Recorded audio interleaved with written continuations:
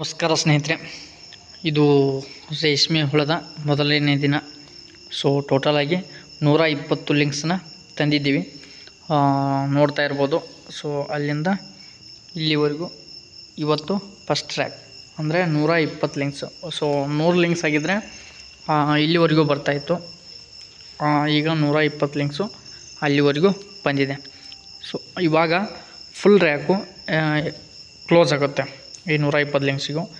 ಆದರೆ ತಪ್ಪಲ ಅಮೃತ ಇಲ್ಲೋ ಅನ್ನೋದು ನಾನು ಆಮೇಲೆ ಹೇಳ್ತೀನಿ. ಯಾಕಂದರೆ ತಪ್ಪಲ ಸರಿಯಾಗಿ ಬಂದಿದೆ, ಅದಕ್ಕೆ 20 ಲಿಂಕ್ಸು ಜಾಸ್ತಿ ತಂದಿದ್ದೀವಿ. ಸೊ ಹೋದ ಬಾರಿ ಸ್ವಲ್ಪ ಫೇಲ್ ಆಗಿತ್ತು. ಈ ಬಾರಿನೂ ಕೂಡ ಹೂಜಿಗಳು ಜಾಸ್ತಿ ಆಗಿವೆ. ಯಾರಿಗಾದರೂ ರೈತರಿಗೆ ಹೂಜಿನ ಕಂಟ್ರೋಲ್ ಮಾಡೋ ಯಾವುದಾದ್ರೂ ಸೊಲ್ಯೂಷನ್ ಇದ್ದರೆ ಹೇಳ್ಬೋದು. ಯಾಕಂದ್ರೆ ಹೂಜಿ ಬಡ್ದು ಅಂತಂದ್ರೆ ಹುಳುಗಳೆಲ್ಲ ಫೇಲ್ ಆಗಕತ್ತವು. ಸೊ ಇವಾಗ ಈ ರೀತಿ ಚಿಕ್ಕ ಚಿಕ್ಕದಾಗಿ ಹುಳುಗಳು ಇದ್ದಾವೆ. ಸೊ ಇನ್ನು 2-3 ದಿನದಲ್ಲಿ ದೊಡ್ಡದಾಗುತ್ತೆ. ಯಾಕಂತಂದರೆ ಬೆಳವಣಿಗೆ ಜಾಸ್ತಿ ಆಗುತ್ತೆ. ಸೊ ಇದರದ್ದು ಕೇವಲ ಜೀವನ ಒಂದು 30 ಡೇಸ್ ಅಷ್ಟೇ. ನೋಡ್ತಾ ಇರ್ಬೋದು, ಹುಳುಗಳು ತಪ್ಪಲನ್ನು ತಂದು ಹಾಕಿದ್ದೀವಿ. ಸ್ವಲ್ಪ ಜಾಸ್ತಿನೂ ತಂದಿದ್ದೀನಿ. ಯಾಕಂತಂದ್ರೆ ಸೊ ಬೇಗ ಏನಾದರೂ ತಿಂದರೆ ಮತ್ತು ಸ್ವಲ್ಪ ಇವಕ್ಕೆ ಆಹಾರವಾಗಿ ನೀಡೋಕ್ಕೆ, ಆಯಿತಾ. ನೋಡಿ,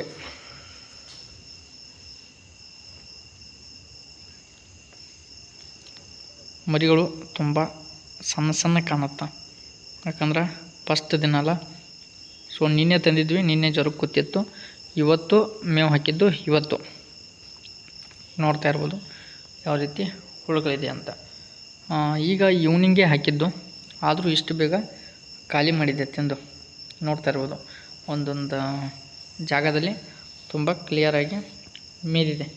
ಸೊ ಇವಾಗ ಏನು ಮಾಡೋದು, ಈ ಉಳಿದಿರೋ ತಪ್ಪಲನ ಇಲ್ಲಿ ಹಾಕಿದರೆ ಅದು ಸ್ವಲ್ಪ ಮತ್ತೆ ಜಾಗ ಫಿಲಪ್ ಆಗುತ್ತೆ.